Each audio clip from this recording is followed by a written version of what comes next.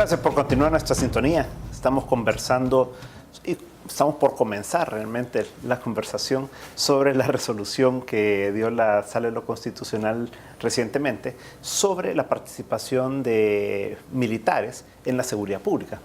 Y si vamos directamente, Benjamín, al tema, tal vez porque nos hace un resumen de qué es lo que, lo que se solicitaba, ¿verdad? Y qué es lo que la sentencia establece y qué es lo que no establece también, porque también ahí ha habido una serie de tergiversaciones posteriores, ¿verdad? Sí, básicamente la demanda la presentamos creo que en octubre del 2012. O febrero. Febrero del 2012, sí. 30 personas ejerciendo nuestros derechos ciudadanos. Y básicamente lo que planteábamos era el tema de la inconstitucionalidad por la separación de la Fuerza Armada y la seguridad pública, ¿verdad? El nombramiento de militares en cargos para los cuales, según los acuerdos de paz y la Constitución, deberían ocupar las autoridades civiles. Planteábamos que si no se declaraban militares, si no se reconocía que eran militares, tanto el general Munguía Payés como el general Francisco Salinas, que se declarara inconstitucional su nombramiento por el fraude de constitución. El hecho de haber entrado, yo lo digo de esa manera, a casa presidencial vestido de verde olivo, ¿verdad?, como jefe del Estado Mayor, el general Salinas, y haber salido de saco y corbata como director general de la PNC, es un claro fraude de la Constitución, un fraude de ley, comparable, por ejemplo, a lo que ocurrió en Guatemala con la esposa de Álvaro Colom. Eso era básicamente lo que se pedía. Y fueron declaradas inconstitucionales las dos primeras cuestiones que planteamos y no la tercera, porque la Fuerza Armada reconoció el estatus de militares de ambos generales. Incluso lo mencionan en la sentencia, que en el acuerdo presidencial, yo creo que solo era para enfatizar, ¿verdad?, lo que había ocurrido. En el acuerdo presidencial, para nombrarlos, se habla del general David Munguía Payés y del general Francisco Salinas, no del general en retiro, ¿verdad?, de ninguno de los dos. Y básicamente, como decía, declararon inconstitucionales los dos primeros asuntos que planteamos.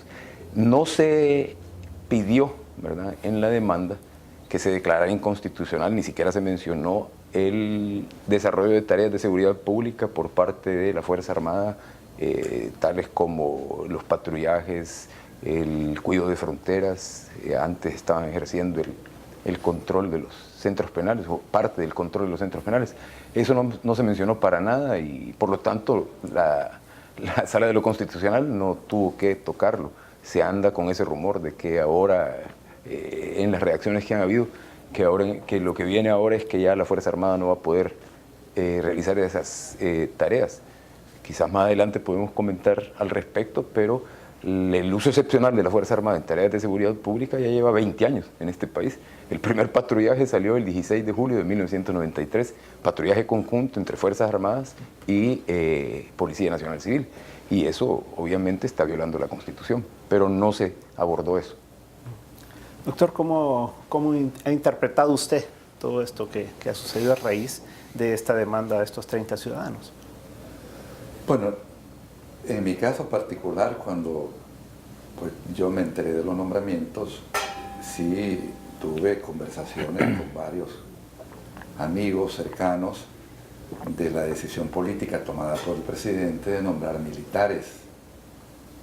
Yo sí lo hice público diciendo de que estaba en algún momento en contradicción con el espíritu y lo que había significado la reforma constitucional, el nombramiento de los militares. Espíritu y letra, perdón. Sí, al final lo que se entendía era de que había tomado la decisión él, habiendo valorado o evaluado la decisión.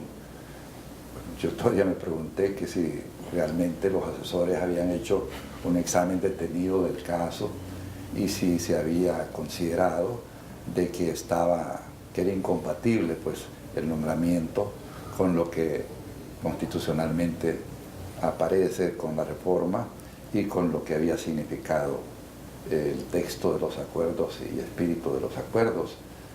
Yo creo pues que sí de nuevo con este caso, bueno decirlo, reafirmamos el derecho, el Estado de Derecho constitucional que debe de haber. Se hizo una reforma de la Constitución producto de los acuerdos de paz. Ese creo que ha sido la contribución grande que tuvieron los acuerdos al marco de lo que es la construcción del Estado de Derecho. Y pues al final creo yo, el Tribunal de lo Constitucional, que es la sala, pues ha hecho valer la legalidad en el país. Yo así lo veo y creo que es en alguna medida pues una garantía el que pueda haber en este caso la decisión de un tribunal que así lo establezca.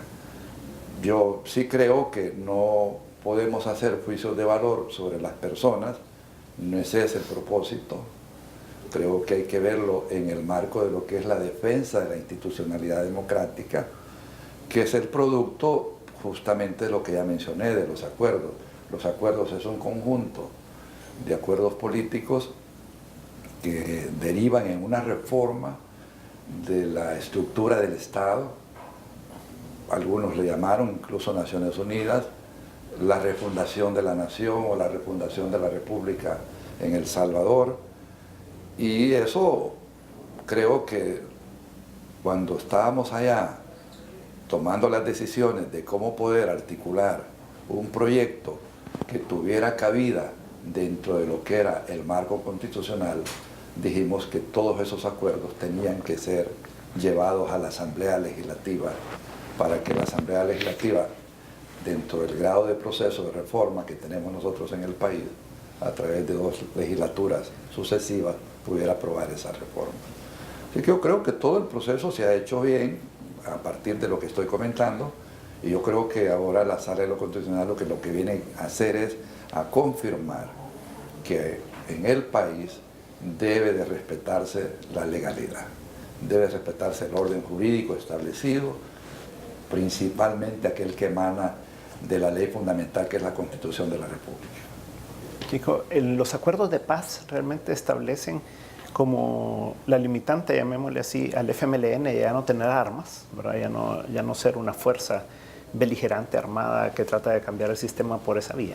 Y a los militares les define su accionar constitucional, que es defender la soberanía nacional, pero lo aleja de la seguridad pública, ¿verdad? Y eso queda estipulado en los documentos de 1991, cuando se habla y discutieron pues ampliamente todo el tema de las limitaciones de la Fuerza Armada, y es lo que cita la Sala de lo Constitucional, ¿verdad? Sí, aunque yo tengo una variación, un enfoque diferente. Si me hubiera tocado a mí ver la solicitud de inconstitucionalidad, yo hubiera resuelto primero el tema del fraude de ley. Porque, por la razón siguiente, el movimiento que el presidente hizo era claramente violatorio de la letra y del espíritu de lo que se negoció y de la reforma. Mas no necesariamente como lo trata la sala. Para mí era eso así porque mover a un ministro de la Defensa, que es cierto que había pedido retiro 1 año y medio antes, pero no obstante el retiro, se había dedicado a vestirse con uniformes militares, ya como militar en retiro y ministro de la Defensa, para hacer sentir que seguía siendo un militar dirigiendo el Ministerio de la Defensa. Para mí esa mente, esa actitud, y que se mueve de la noche a la mañana, como entran de un lado y salen por el otro con otra ropa, eso, para mí eso era claramente un fraude de ley. Y como muy bien lo dice el doctor, no es una opinión sobre la personalidad del general. En lo personal, a quien más admiro y que creo que hizo un estupendo trabajo, por ejemplo, fue el general Salinas, un hombre reservado, no entró en medio, no militarizó la policía, pero igual era jefe de Estado Mayor, era el militar más importante en el país, y de la noche para la mañana aparece dirigiendo la policía. Yo creo que en ese caso era clarísimo que eran militares, ¿verdad?, dirigiendo a la policía. Lo que no comparto con la sala es el enfoque de que autoridad civil prohíbe a los militares ocupar un puesto de autoridad civil. Yo creo que ahí hay un manejo de la lengua que en lo personal no me gusta. Y voy a poner un ejemplo. Un militar retirado, si yo fuera ministro de Gobernación y lo nombro gobernador de San Vicente, no porque sea militar la gobernación se vuelve una autoridad militar, sigue siendo una autoridad civil. Y lo mismo puede pasar con un militar que se mete a ser alcalde. Va a ser autoridad civil, ¿no? No podemos ver al alcalde como una autoridad militar porque hay un general retirado o un coronel retirado ocupando ese puesto. Esa estigmatización es la que a mí realmente no me termina de gustar, porque el problema es que para llegar a la conclusión, la sala tiene que hacer una valoración filosófica general, y ese general aplica para todo. Entonces, ellos salvan el caso del presidente, porque lo hacen como una especie de caso excepcional, pero el punto es que la argumentación aplica para todo el Estado. Ahora bien, hay otro punto importante, y es que dentro de los acuerdos de paz, no necesariamente puestos sobre el texto, pero puestos en lo que le llamaban los entendidos, habían cuotas de gente que vienen del ejército y cuotas de gente que vienen de la guerrilla. No todos los que vienen del ejército eran graduados de militares, pero hay varios que lo son.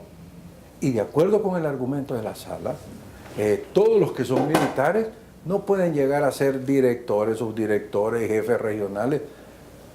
¿Y por qué? Entonces yo creo que eso ameritaba un matiz que la sala no hizo. Ese es quizás el único punto en lo personal que disiento, pero en la conclusión a mi gusto fue correcta, ¿verdad? Creo que, como bastante bien lo dice el doctor, respeta la institucionalidad y de alguna manera pone un freno a un proceso que pudo seguir mucho más, y yo sí creo que hay que cuidarla, pero ya dentro de las valoraciones conceptuales que hace la sala yo sí tengo algunas diferencias. Bueno, vamos a un corte comercial, doctor, y volvemos. Yo quizás solo agregaría lo que dice el doctor Bertrand Galindo. Es cierto que hubieron cuotas de ingreso a la PNC finalizado el conflicto de los dos bandos, ejército y guerrilla, pero los oficiales que ingresaron a la Fuerza Armada de la Fuerza Armada en aquel momento a la PNC eran oficiales de seguridad pública. No era el oficial común y corriente entrenado dentro de lo que son los cánones tradicionales del ejército, no. Eran ya gente proveniente de academias de policía, cito dos, la academia de allá de España y la academia también de Chile, los carabineros, graduados con especialidad en seguridad pública, que es lo que la sala influye mucho en su fallo de la formación doctrinaria y profesional que debe de tener el oficial. Tal vez yo creo que eso merita que lo profundicemos más, porque yo conversé con unos miembros de la sala y aclararon bastante de esto. Si quieren, dejémoslo para el próximo bloque, porque creo que su argumento es importante y que lo desarrollemos, ¿verdad? En un momento estamos de nuevo con 361 grados.